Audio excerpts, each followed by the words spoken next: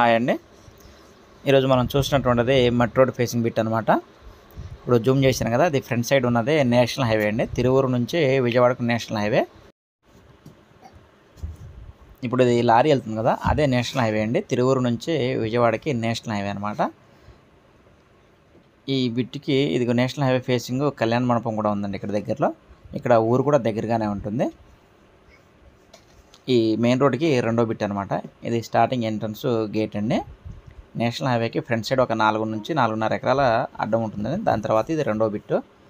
4 మూలు సమానంగా ఉంటుంది బిట్టు. మామిడి తోట అండి, 2 ఎకరాల 20 సెంట్ల మామిడి తోట అనమాట. రెడ్ సాయిల్ అండి, సాయిల్ వచ్చేసరికి రెడ్ సాయిల్. చుట్టూ ఫెన్సింగ్ ఉంటుందండి 4 మూలు కూడాను. ఫ్రంట్ సైడ్ వచ్చేసరికి మెస్ ఉంటుంది, అది అవతల వాళ్ళు వేసుకున్నారు. ఇది మెస్ అనమాట. స్ట్రైట్ లైన్ అండి 4 మూలు కూడాను. ఇది వాళ్ళు మెస్ అయితే వేసుకున్నారు ఫ్రంట్ లైన్ వాళ్ళు. మిగతా 3 వైపులా ఫెన్సింగ్ అయితే ఉంటుంది. ఎకరం కాస్ట్ వచ్చేసరికి వీళ్ళు 50 లక్షలు అయితే చెప్తున్నారండి. స్మాల్ నెగోషియబుల్ అనమాట, పెద్దగా ఏం తగ్గకపోవచ్చు మాట్లాడుకుంటే. దీంట్లో ఒక చిన్నపాటి షెడ్ ఉందండి, ఇది ఆ షెడ్ అనమాట.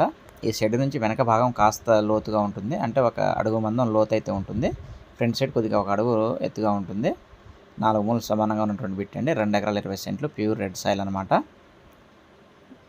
కావాల్సిన వారు స్క్రీన్పై ఉన్నటువంటి మా నెంబర్ను సంప్రదించగలరు. టైటిల్ అంతా క్లియర్ అండి. 1971 నుంచి డాక్యుమెంట్ అయితే ఉంది. టైటిల్ అంతా క్లియర్గా ఉంది. నియర్ ఖమ్మంపాడు అండి. విజయవాడకి ఆల్మోస్ట్ ఒక 60-65 km వరకు ఉండవచ్చు.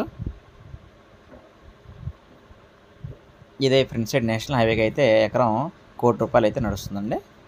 తీసుకోవాల్సిన బిట్ అనమాట ఇది. రీసేల్కి కూడాను ఇంకేదైనా చేద్దామన్నా కూడా అగ్రికల్చర్ పర్పస్ అయినా బిట్ అయితే చాలా బాగుంటుంది. కావాల్సిన వారు సంప్రదించగలరు. 2 ఎకరాల 20 సెంట్లు అండి. ఎకరం 50 లక్షలు చెప్తున్నారు, స్మాల్ నెగోషియబుల్.